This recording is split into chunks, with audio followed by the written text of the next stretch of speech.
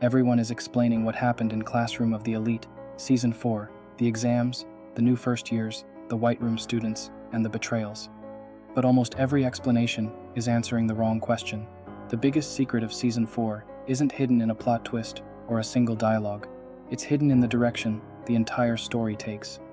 Many viewers noticed this season felt different, slower, more unpredictable. Some even felt Ayanokoji wasn't the same character anymore. But what if that wasn't a flaw? What if it was intentional? Because the moment second year begins, the game changes. Year 1 asked, who is the smartest? Season 4 begins asking a far more dangerous question. What happens when intelligence alone is no longer enough? Once you understand that shift, every decision, every conversation, and every new character starts carrying a completely different meaning.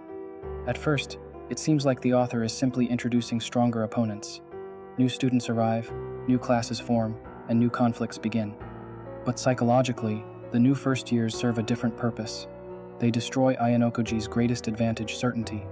During Year 1, he spent every major conflict learning how people think.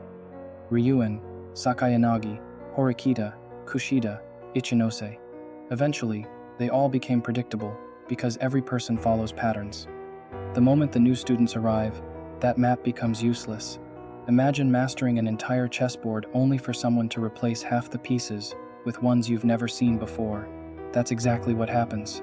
The battlefield hasn't become harder because the opponents are stronger.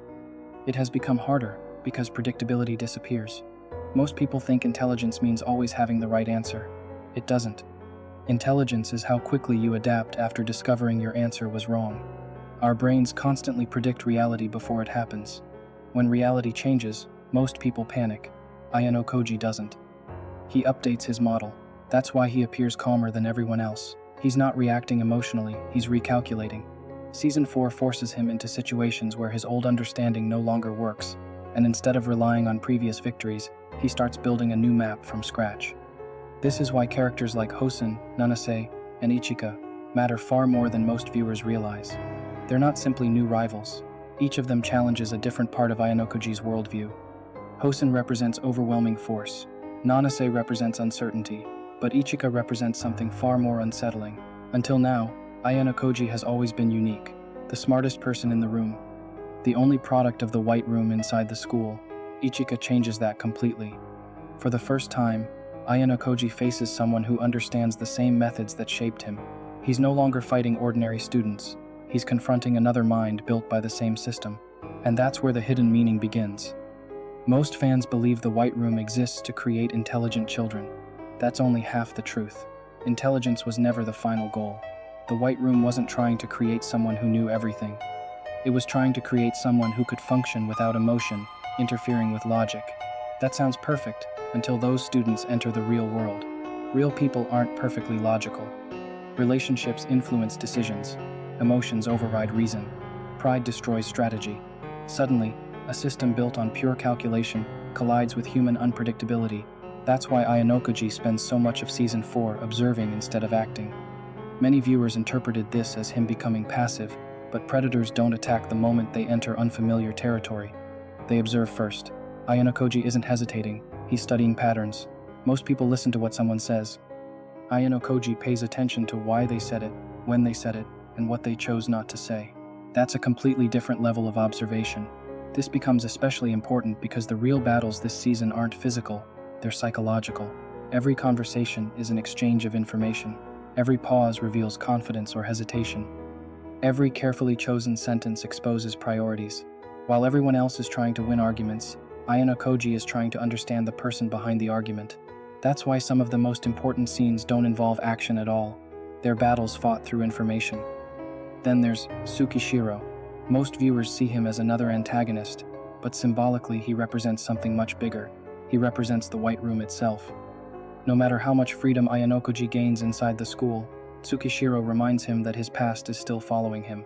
Imagine escaping a prison only to discover the prison never stopped watching you. Even without physical chains, you're never completely free. That's what Tsukishiro brings into the story. He isn't just chasing Ayanokoji. He's forcing him to confront whether someone raised by the White Room can ever truly escape it. Another detail many viewers overlook is how Ayanokoji approaches the special exams. Most people think the exams are the story. They're not. The exams are experiments. Every rule exists to expose human behavior under pressure. The author isn't interested in who scores the highest. He's interested in how people change when they're forced to choose between ambition, trust, fear, pride, and survival. Winning the exam changes your points. The choices you make during it reveal your character. That's why ayanokoji sometimes allows situations to unfold instead of immediately controlling them. At first, it seems less efficient. In reality, it's smarter. If you solve every problem yourself, you only learn about the problem. If you let people react first, you learn about them. Problems disappear. Human nature doesn't. Every conflict becomes another opportunity to understand how people think. There's another pattern connecting almost every major character this season. Every one of them is controlled by an attachment. Some are attached to power, others to reputation, revenge, justice, friendship, or recognition. Those attachments become weaknesses because once someone needs something badly enough, their future decisions become predictable. Ayanokoji succeeds not because he lacks emotions, but because he refuses to let any single desire control his judgment. That's an important difference. Emotional control isn't about feeling nothing. It's about refusing to become a prisoner of what you feel. This also changes how we should view the White Room students. Their purpose isn't simply to prove ayanokoji isn't special. Their purpose is to challenge the White Room itself. If multiple students receive the same training, then the real question is no longer who is smarter. The question becomes whether intelligence alone can create a complete human being. That's the conflict quietly unfolding beneath the surface of Season 4. This is also why Ayanokoji's development feels different. During Year 1, he focused on predicting people. Season 4 begins pushing him toward understanding them. Prediction wins battles, understanding changes people. Those aren't the same thing. The strongest strategist knows what you'll do next. The strongest leader knows why you'll do it. That shift is happening right in front of us. So what is the hidden meaning of Season 4? It isn't a secret hidden inside one episode. It's the transformation of the entire series. Year 1 proved that intelligence can overcome systems.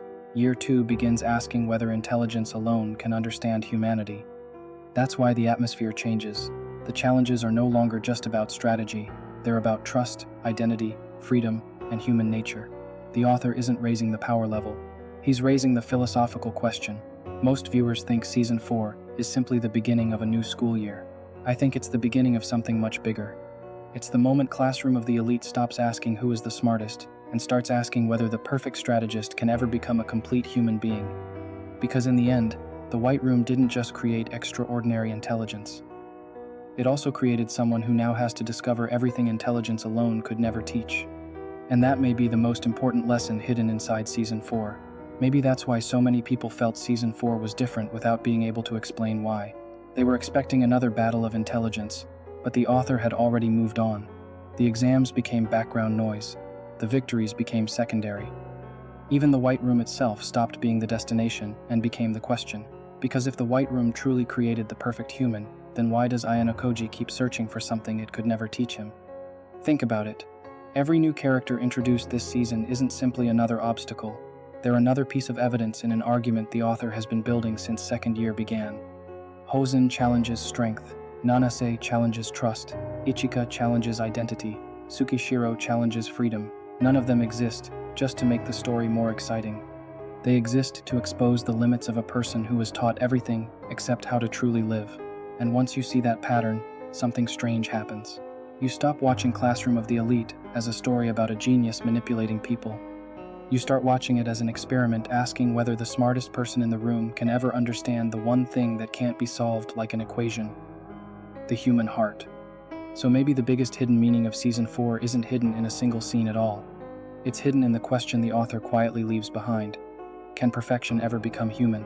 Or does becoming human require giving up perfection? What do you think?